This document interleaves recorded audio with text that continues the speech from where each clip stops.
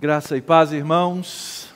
É muito bom estar aqui para celebrarmos juntos esse aniversário de 61 anos da Igreja Presbiteriana em Santo Amaro. E eu sei que aqui tem alguns membros que estavam lá antes mesmo da igreja ser organizada. E eu fico imaginando a alegria no coração dos irmãos ao verem e saberem o que Deus fez ao longo de todos esses anos. E eu queria convidá-los a abrir suas Bíblias no Salmo 33. E nós vamos ler o texto e nós vamos usá-lo para nossa reflexão nessa noite, para entendermos por que uma igreja existe por 61 anos. Vamos ler, Salmo 33. Diz assim a palavra do Senhor: exultem no Senhor, ó justos, aos que são retos, fica bem louvá-lo. Louvem ao Senhor com harpa, louvem-no com cânticos na lira de 10 cordas, cantem-lhe um cântico novo, toquem com arte e com júbilo. Porque a palavra do Senhor é reta, e todo o seu proceder é fiel. Ele ama a justiça e o direito, a terra está cheia da bondade do Senhor. Os céus, por sua palavra se fizeram, pelo sopro de sua boca, o exército deles. Ele ajunta em montão as águas do mar, e em reservatório encerra os abismos. Que toda a terra tema o Senhor, que tremam todos os habitantes do mundo. Pois Ele falou e tudo se fez. Ele ordenou e tudo passou a existir. O Senhor frustra os planos das nações e anula os intentos dos povos. O plano do Senhor dura para sempre, os intentos do seu coração por todas as gerações. Feliz é a nação cujo Deus é o Senhor e o povo que Ele escolheu para a sua herança. O Senhor olha dos céus, vê todos os filhos dos homens, do lugar da sua morada, Ele observa todos os moradores da terra. Ele que forma o coração de todos eles, que contempla todas as suas obras. Não há rei que se salve com o poder dos seus exércitos, nem por muita força se livra o valente. O cavalo não garante vitória, apesar de sua grande força, ninguém pode livrar.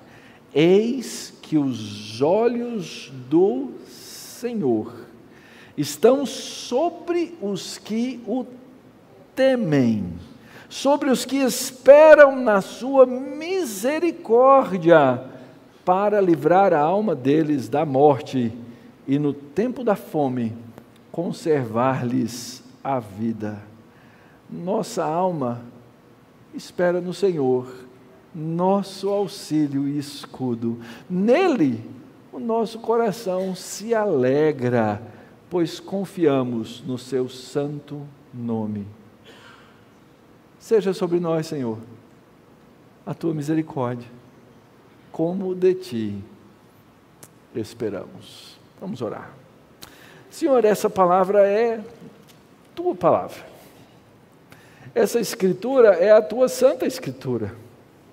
Foi o Senhor que a inspirou, foi o Senhor que a fez registrar, foi o Senhor que a preservou ao longo dos séculos, foi o Senhor que habilitou gerações a reproduzi-la, a traduzi-la para que nós, tanto tempo depois, pudéssemos lê-la, pudéssemos debruçar nossa mente e coração sobre ela e exultar por causa da tua beleza. Por isso, Pai, nós te pedimos que esse mesmo Espírito que fez todas essas coisas no nome de Jesus, o teu Filho, também ilumine os nossos olhos e corações para entendermos a Tua palavra e sermos por ela, ó Deus, levantados e conduzidos. Que as palavras dos meus lábios e o meditar do meu coração sejam agradáveis na Tua presença, Senhor meu, rocha minha, Redentor meu. Amém. Queridos irmãos, o que é que tirou você, num domingo à noite, do conforto da sua casa, para que você pudesse vir aqui, se reunir com outras pessoas, para fazer as mesmas coisas que esses outros estão fazendo, seguir um projeto litúrgico? O que tirou você da sua casa para vir aqui repetir palavras que talvez você já tenha cantado várias vezes? Ouvir talvez um sermão, não sei, um pouco comprido, né? Longo. Ouvir um salmo que talvez você já tenha lido dezenas de vezes na sua vida. O que é que faz com que nós nos movamos como congregação, como povo, como um conjunto de gente que insiste em adorar? E talvez para nós essa pergunta seja relativamente fácil de responder, afinal de contas, nós temos aqui comunidade, nós temos irmãos, nós temos comunhão, tem um cafezinho que eu já bebi antes do culto, uma delícia, né? Quem sobrevive sem esse café, né? Igreja e café são duas coisas tão intimamente ligadas, não são? Rever pessoas que gostamos, mas hoje, irmãos, teve irmãos nossos na China, que saíram de casa, se acobertando para se reunir em lugares secretos, debaixo de risco de morte. Hoje, é provável que irmãos nossos tenham sido mortos por causa da sua fé. Hoje, é possível que irmãos nossos em vários lugares do mundo se arriscaram para adorar esse mesmo Deus que nós aqui temos liberdade de fazer, que essa igreja, a Igreja Presbiteriana de Santo Amaro, pelo menos como igreja organizada, faz há 61 anos. Por que a gente insiste nisso? Eu acredito que esse salmo nos fala a respeito das razões pelas quais nós insistimos em adorar ao Senhor. Observem como o texto começa.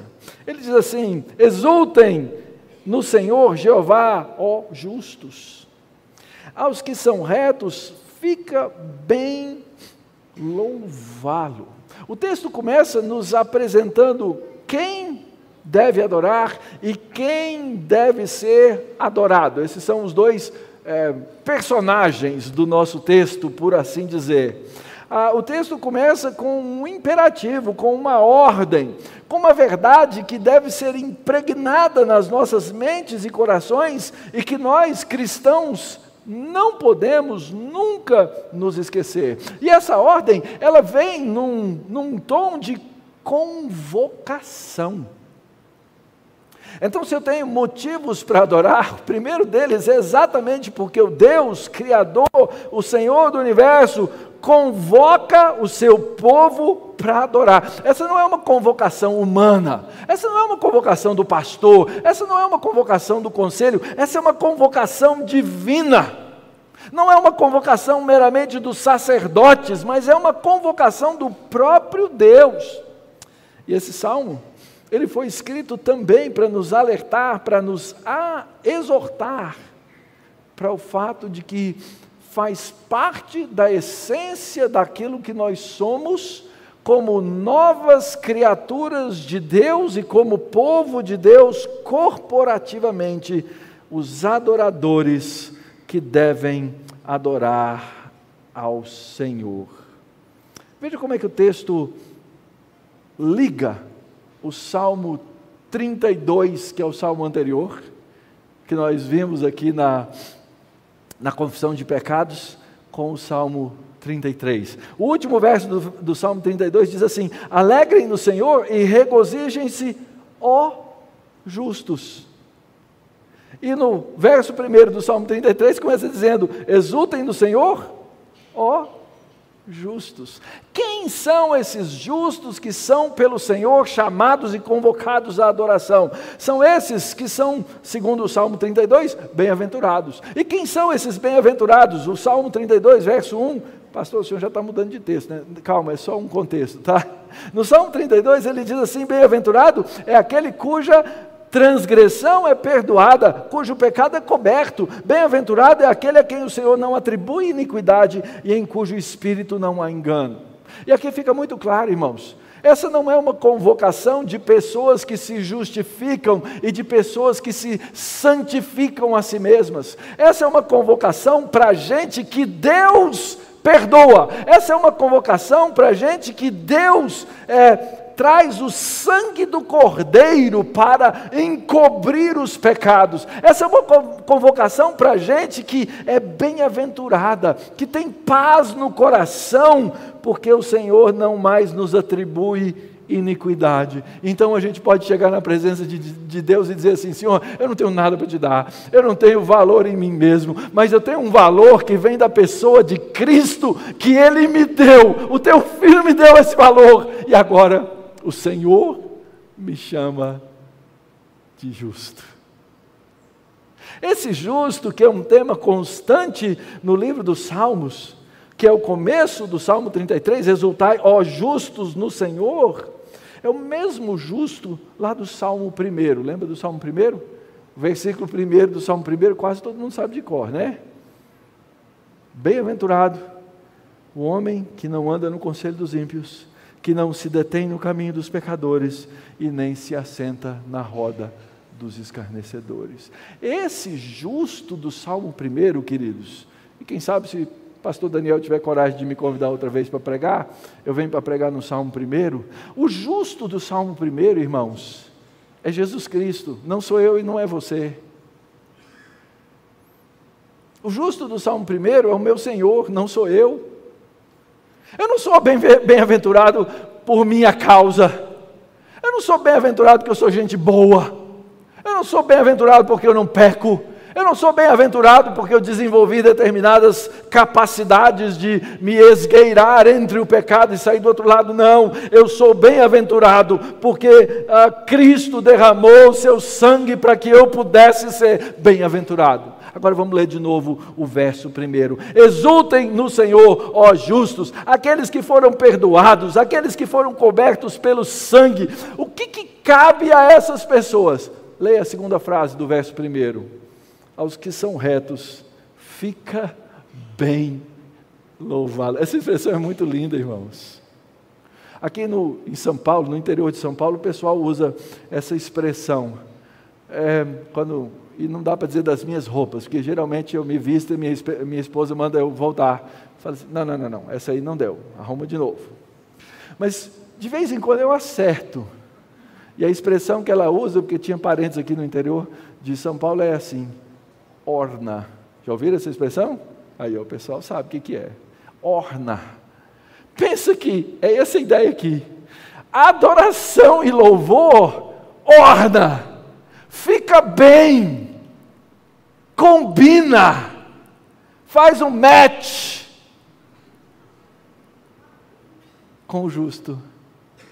Por quê? Porque o justo foi feito pelo Senhor, foi refeito como nova criatura, foi perdoado pelo Senhor para adorar. Então por isso que Deus pode nos chamar para adoração. Deus ordena que o seu nome seja adorado e cabe adorar ao Senhor, aqueles que o Senhor mesmo redimiu e salvou.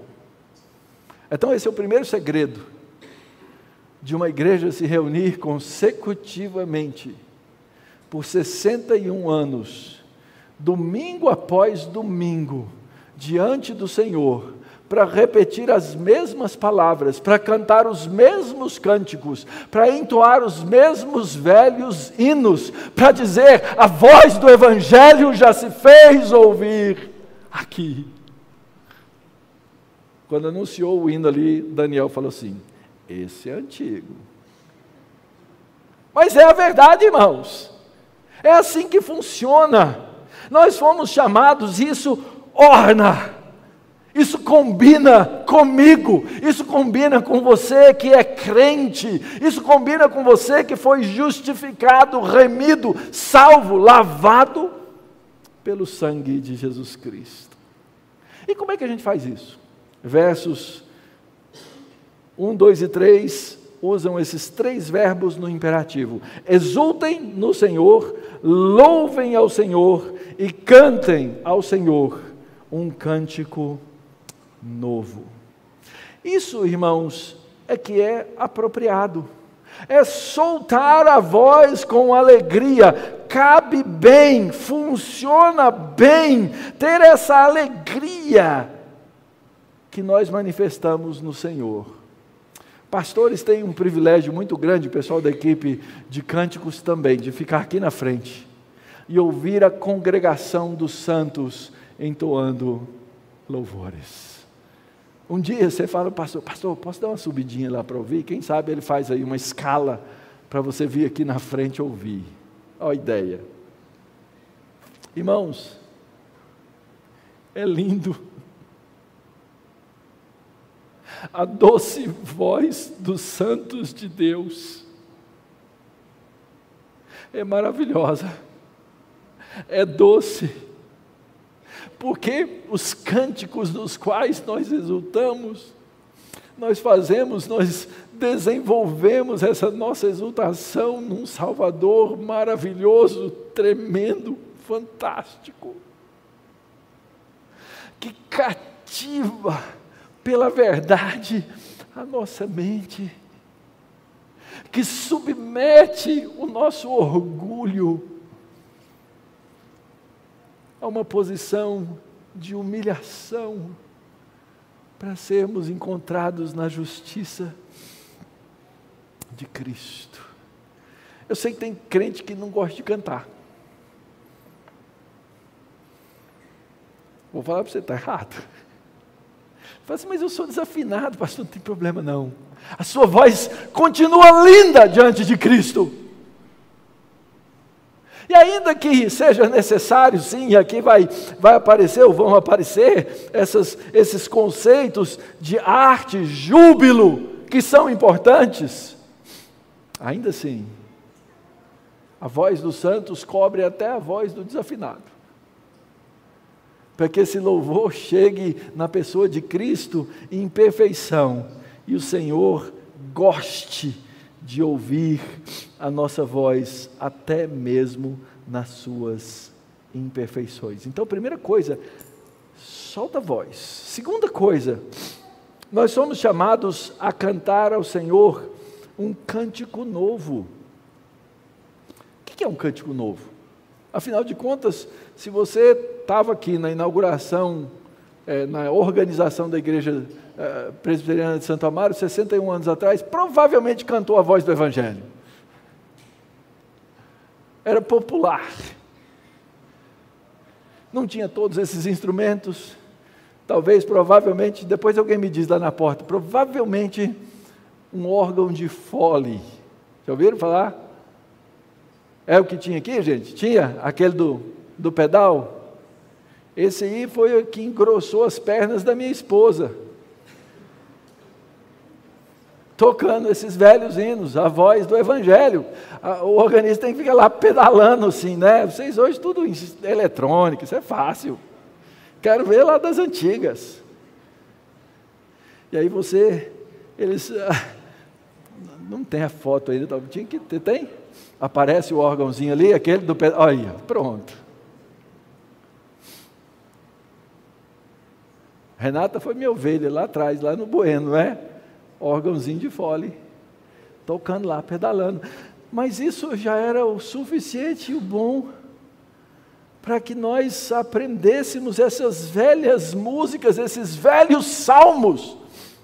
Quando a gente começou a cantar aqui, Daniel falou, esse cântico aí é de um irmão aqui da igreja, né? Eu pensei que era do livro dos Salmos, né? Tem aí uns milhares de anos, na verdade, a música foi, mas a letra veio dos Salmos. Irmãos, nós fomos chamados ao frescor da adoração cristã. Não é a novidade, não é o novo ritmo, não são os instrumentos que fazem o cântico novo. O cântico novo, ele é feito pela renovação do nosso coração diante de Deus na sua verdade. A música cristã nos renova diante do Senhor. Por isso, essa novidade, é óbvio que nós precisamos da arte, nós precisamos do júbilo, nós precisamos, obviamente, do fervor nessa exultação.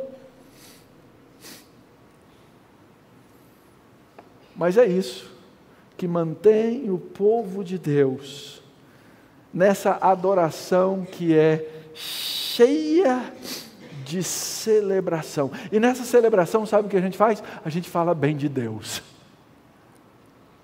Nessa celebração, nós elogiamos a Deus com júbilo.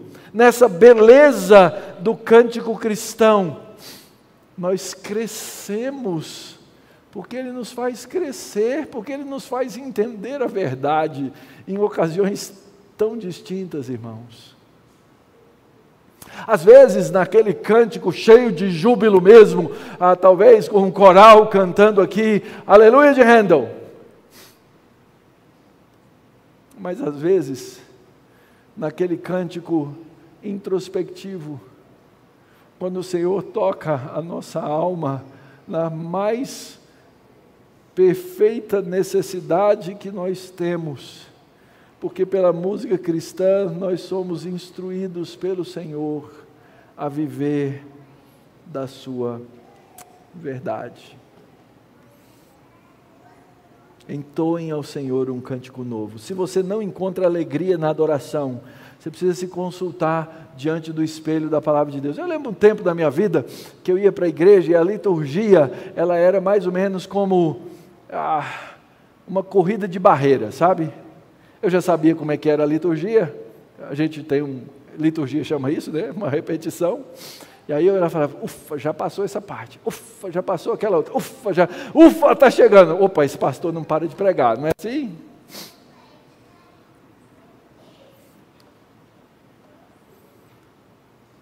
Mas com a vida cristã a gente vai aprendendo a verdade de Deus, a gente vai aprendendo a amar a liturgia de Deus, a gente vai aprendendo a exultar, a louvar, a cantar.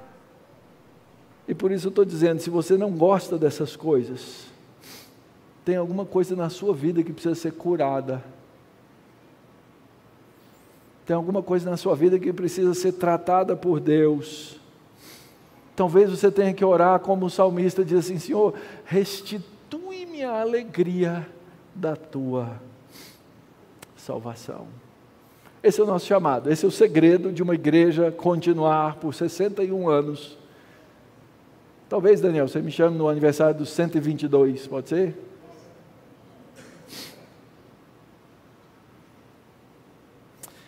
Quais são as motivações que o salmista descreve ao longo do texto e que levam o adorador a cada uma dessas coisas? Isso vai aparecer a partir do verso 4. Ele diz, olha só, olha para o texto, exultem, louvem e cantem. E aí o verso 4 começa com o quê? Por quê? Então ele vai nos dar o quê? Ele vai nos dar razões. A partir daí, até o final do texto, serão as várias razões pelas quais nós devemos, e nós continuamos a cantar, exultar, a bendizer o nome de Deus. E a primeira coisa, no verso 4, qual é? Palavra. Porque a palavra do Senhor é reta, porque o seu proceder é fiel, porque Ele ama a justiça, o direito, e a terra está cheia da bondade do Senhor. Meus irmãos, o nosso Deus bendito, Ele sempre fala a verdade. E de maneira maravilhosa, Ele registrou a verdade dEle na Escritura, para que nós pudéssemos aprender a retidão de Cristo, e aprendendo a retidão de Cristo, pudéssemos recebê-la como justiça e salvação. E assim, irmãos, nós pudéssemos confiar no Senhor. Na língua hebraica, a palavra fé e a palavra confiar tem a mesma raiz. E confiança, meus irmãos, é a prática, é o exercício da fé. E o exercício da fé é entender que Deus vai sempre, em todas as situações, em todas as circunstâncias,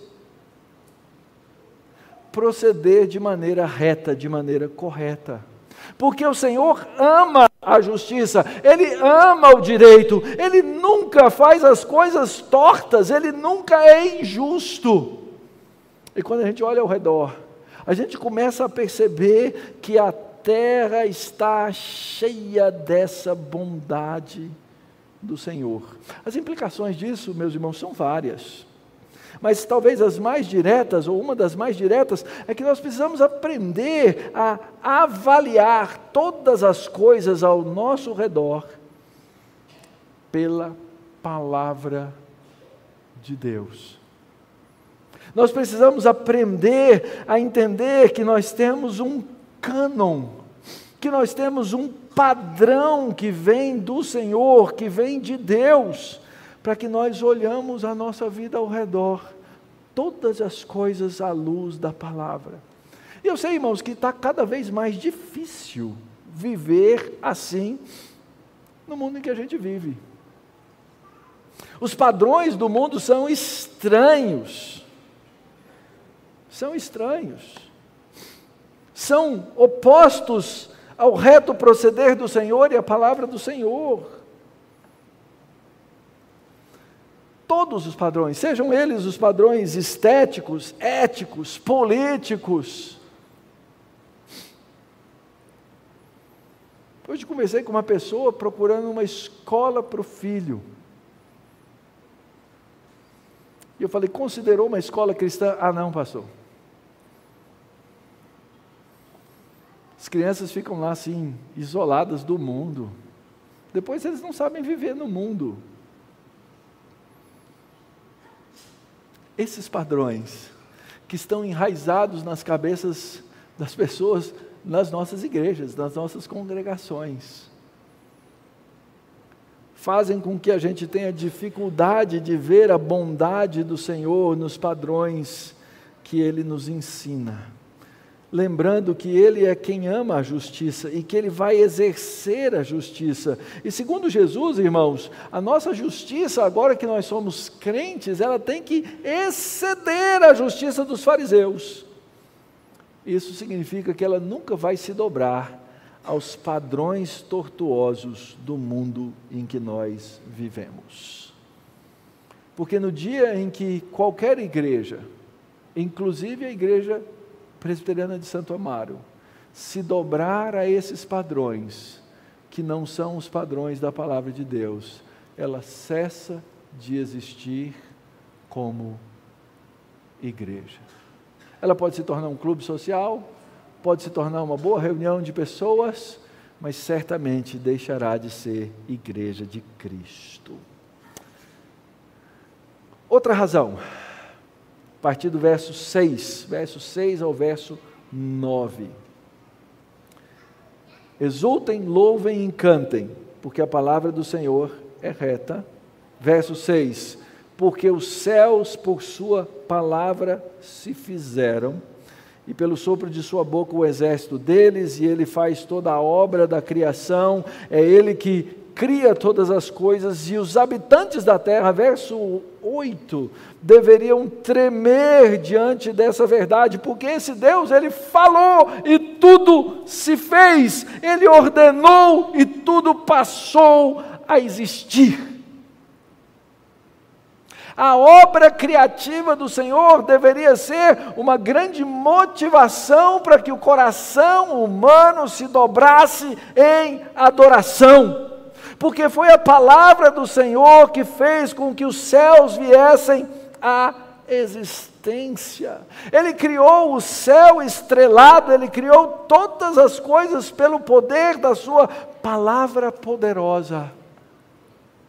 E hoje, o que é que nós encontramos, irmãos?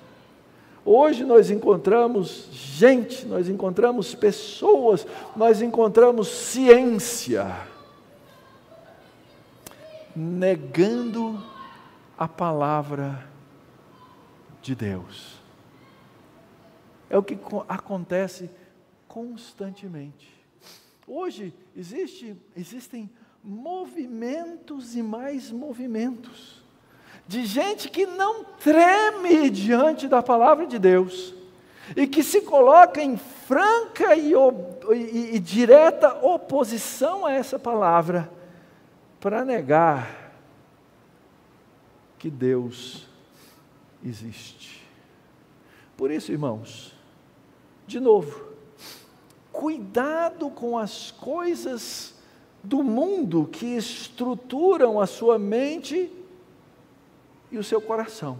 Qualquer coisa que levar você a desconfiar do poder de Deus e da criação de Deus, cuidado.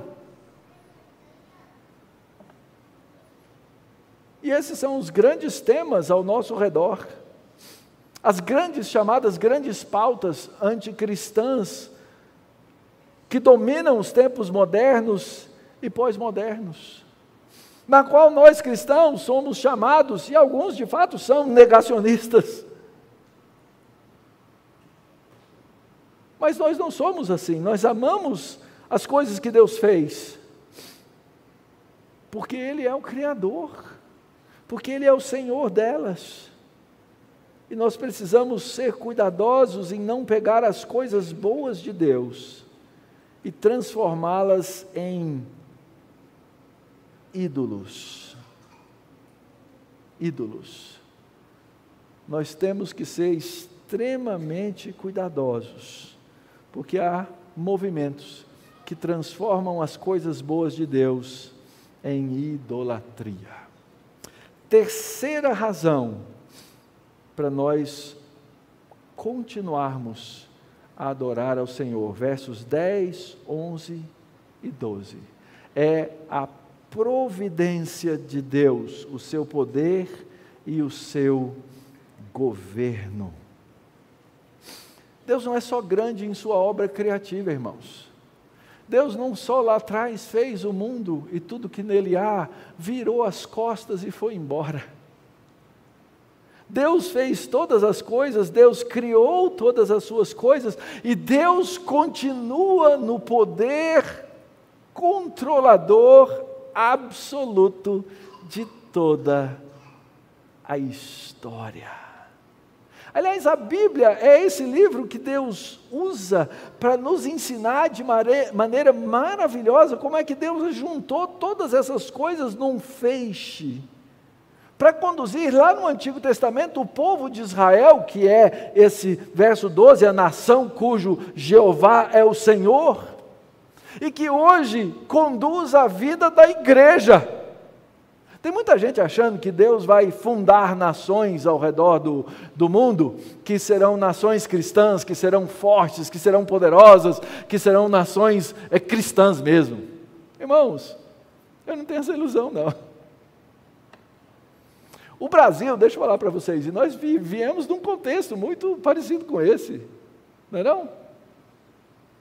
O Brasil nunca vai ser a nação cujo Deus é o Senhor. Não vai ser, irmãos. A não ser que toda a nação brasileira se dobre aos pés do Senhor Jesus Cristo. Não tem outro jeito. Olha só o que o texto diz: o Senhor frustra os planos dos povos, Ele anula os intentos, mas o plano do Senhor dura para sempre. Gente, pensa que há 61 anos atrás, Deus estabeleceu que aqui, no meio do povo de Deus, a igreja dele seria representada por essa nação que está aqui. Vocês que geração após geração crescem no conhecimento do Senhor, e crescendo no conhecimento do Senhor,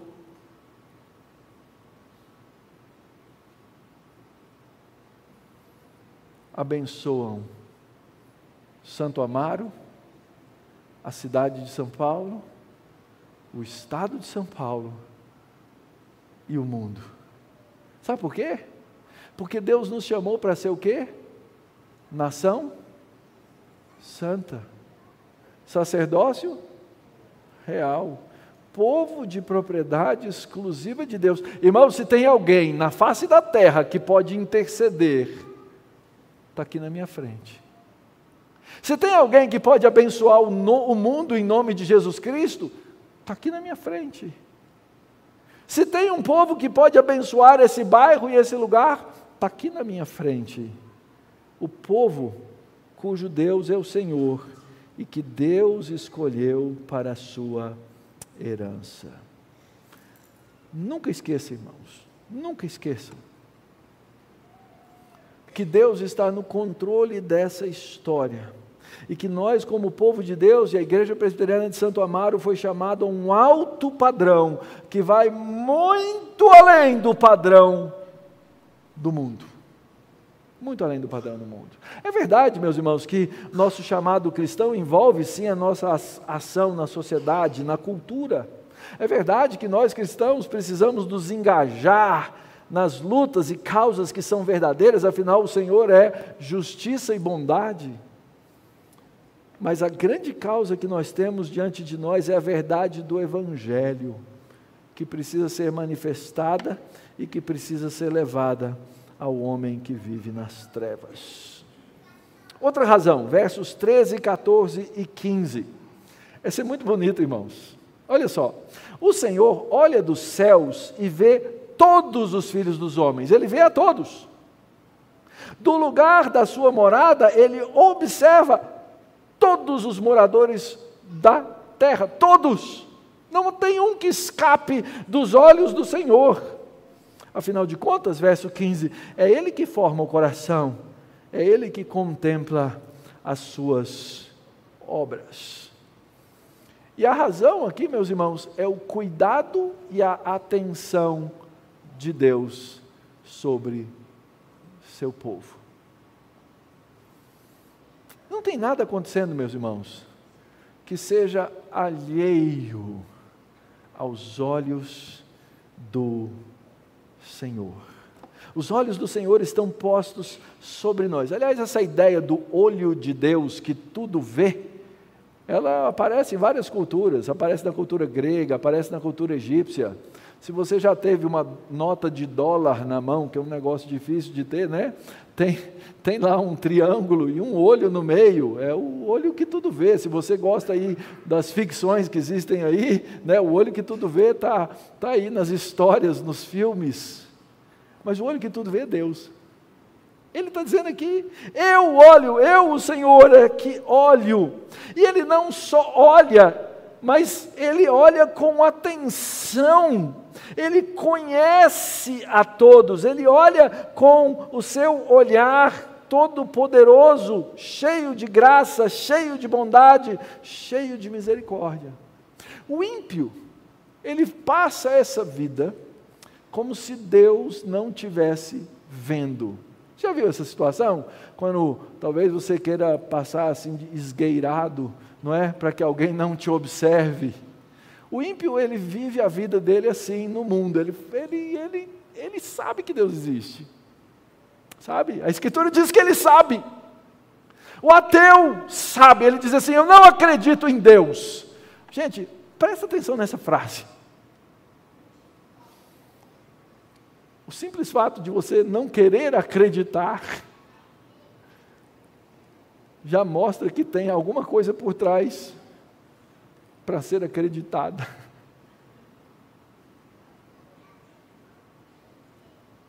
O ímpio tenta se esgueirar e dizer não a Deus, Salmo 14. Mas nós crentes estamos debaixo do olhar atento e cuidadoso de Deus. E com um detalhe, verso 15 diz assim: Ele que forma o coração de todos, mas o nosso coração é um coração que foi refeito na pessoa de Cristo. Irmãos, o Senhor conhece as contradições do meu coração. O Senhor conhece os medos do meu coração. O Senhor conhece a realidade de todas as coisas dentro de mim. É impossível eu tentar esconder qualquer coisa dele. E sabe por que eu quero louvá-lo e adorá-lo? Porque ele vê o meu coração. E vendo o meu coração, ele pode operar no meu coração, fazer aquelas coisas que eu mesmo não posso. Mais uma razão para adorá-lo. Outra razão, versos 16, 17, 18 e 19. Rapidamente pensando, não há rei que se salve com o poder do seu exército. O valente não se livra pela sua força, o cavalo não garante a vitória. Ninguém pode livrar. Os olhos do Senhor estão sobre os que o temem, sobre os que esperam na sua misericórdia. Por quê? Porque só Ele pode livrar a alma deles da morte e no tempo da fome conservar-lhes com vida. Essa é a quarta razão para adorarmos a Deus. Não existe força humana que possa subsistir. Quantos impérios já levantaram-se e já caíram? Quantas coisas grandes e poderosas. Nós estamos aí, irmãos. 2 grandes impérios, ou mais de 2, se bicando, se provocando. Talvez tenhamos uma grande guerra, ninguém sabe. Minha oração é que não tenha, mas existe essa possibilidade. E sem saber quanto tempo Jesus vai voltar quanto tempo Jesus vai demorar para voltar ainda. Pode ser que daqui 100, 200 anos alguém leia a história e esses impérios não mais existam. Nem os seus tanques de guerra, nem as suas armas nucleares, nem as suas grandes tecnologias, nem os seus foguetes. Mas os olhos do Senhor, verso 18, estão sobre os que o temem. Sempre que você encontrar essa palavrinha na nossa Bíblia, eis, lá na língua hebraica, é uma expressão para chamar a sua atenção. Presta atenção. Presta atenção, os olhos do Senhor estão sobre aqueles que o temem, sobre aqueles que esperam na sua misericórdia. Por quê? Porque o cavalo não salva, não garante vitória, os exércitos não fazem nada, mas o Senhor, verso 19, pode livrar a nossa alma da morte. E foi exatamente isso que Cristo já fez. É por isso que o apóstolo Paulo diz com tanta certeza: onde está a morte, a tua vitória? Perdeu o playboy! Perdeu!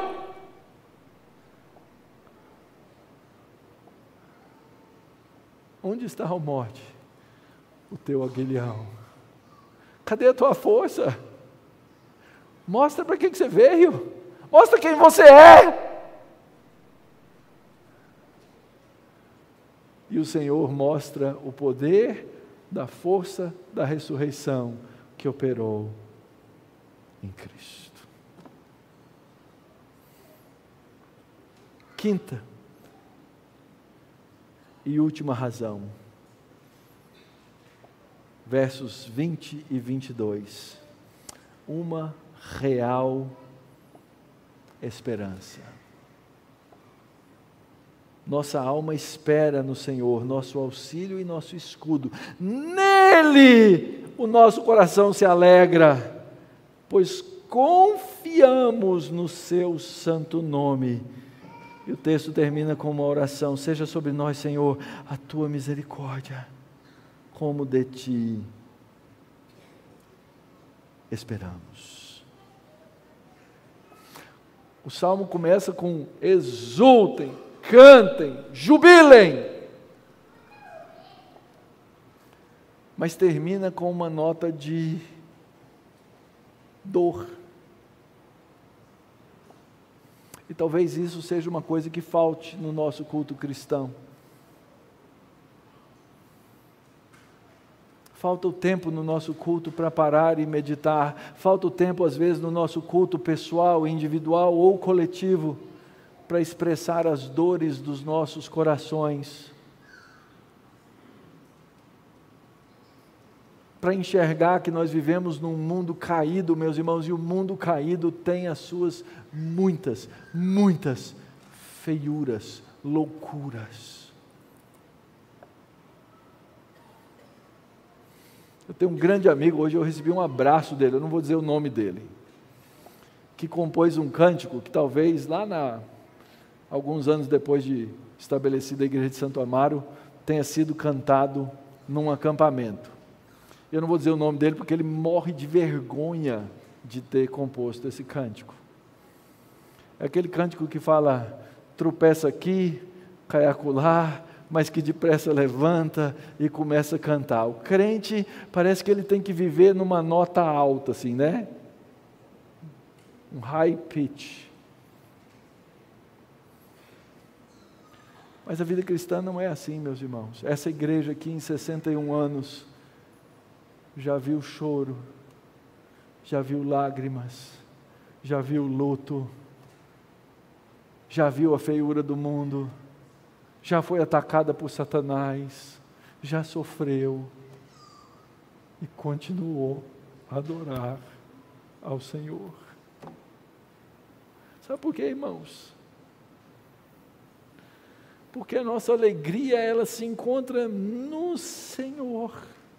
Ela se encontra no santo nome de Deus, porque na hora da dor nós podemos fazer essa oração do verso 22 e dizer: Pai, por amor do teu nome, seja sobre nós a tua misericórdia, como de ti esperamos. Essa é a mágica, esse é o segredo dessa igreja completar os seus 122 anos, daqui mais 61. Por isso, irmãos, concluo pensando, a que nós somos chamados como povo, como igreja? Qual é o chamado da Igreja Presbiteriana de Santo Amaro? Primeiro, é admirável que vocês precisaram abrir o fundo e muita gente ter que sentar lá atrás. Isso mostra uma coisa. Isso mostra que a igreja de Cristo está viva. Isso mostra que a igreja de Cristo está cumprindo a sua missão. Qual é a missão da igreja? É pregar o Evangelho e trazer mais adoradores para a face da terra, até que a face da terra esteja cheia da imagem de Deus, como as águas cobrem o mar. Isso glorifica o nome de Deus. E pode ser que você esteja aqui hoje pela primeira vez, convidado, alguém disse: vai ter um culto lá na minha igreja, aquele convite meio assim, né? Vai ter um pregador lá, vamos lá comigo, a gente está celebrando. Vai ter bolo? Vai ter bolo, Daniel? Ou vai? Olha aí, que motivação para ir na igreja. Eu só vim por causa do bolo, vou falar sério. E aí você veio aqui hoje. E a voz do Evangelho se fez ouvir aqui. O sangue de Cristo tem poder para transformar você que não é adorador em adorador.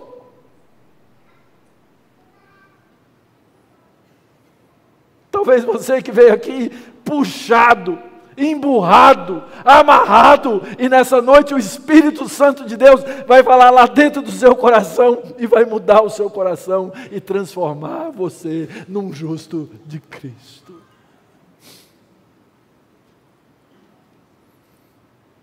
O Senhor faz isso. E talvez Ele esteja fazendo isso aí agora, na sua vida. Segunda coisa, talvez você já esteja aqui, seja um adorador há muito tempo. Mas pode ser que nesse processo de ser adorador, coisas te incomodaram, coisas te perturbaram, coisas machucaram o seu coração, e você se contraiu, você talvez tenha perdido essa exultação, esse desejo, esse frescor do novo cântico.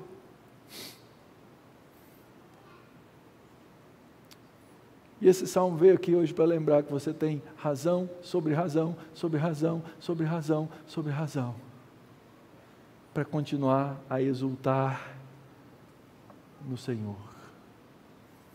Terceira coisa, nosso chamado é um chamado como igreja para contemplar as coisas do Senhor, as obras que Ele fez, as obras que Ele faz e a sua providência no mundo. Sabe para quê? Para que você não coloque a sua esperança nas coisas terrenas, mas você aprenda com o tempo a colocar a sua esperança nas coisas do céu. Parece que a gente é lembrado constantemente da nossa fragilidade da vida, para nós não nos esquecermos de fazer essa magnífica oração do verso 22. Seja sobre nós, Senhor, a Tua misericórdia. Seja sobre a Igreja Presbiteriana de Santo Amaro, Senhor, a Tua misericórdia. Seja sobre os seus líderes, seus pastores e seus presbíteros, a Tua misericórdia. Seja sobre cada irmão, cada irmã, a Tua misericórdia. Seja sobre cada pai e cada mãe, a Tua misericórdia. Seja sobre cada criança, cada um desses filhos, herança do Senhor que Ele colocou aqui, Senhor, a Tua misericórdia. E assim, o povo de Deus continua em Cristo. E daqui mais 61 anos, alguns de vocês que estão sentados pequenininhos aqui nesse banco, vão olhar para trás e falar assim: puxa vida, o Senhor me deu a graça de viver aqui. Que Deus os abençoe, queridos.